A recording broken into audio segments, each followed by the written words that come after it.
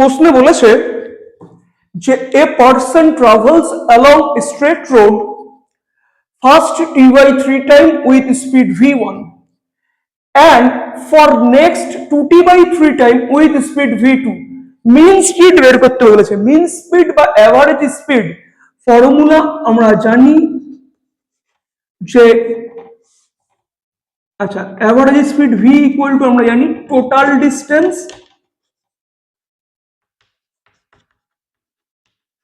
By total time.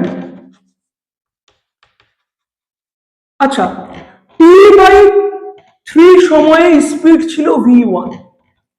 একটা জিনিস তো ক্লিয়ার যে আমাদের টাইম ইনটু স্পিড করলে ডিস্টেন্স পাওয়া যায়, তাহলে আমরা লিখতে পারি v ইকুয়াল টু প্রথমটার জন্য কত ডিস্টেন্স t/3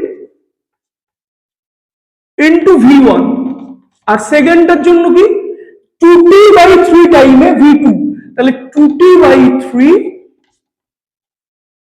v2 এটা আমরা লিখতে পারি।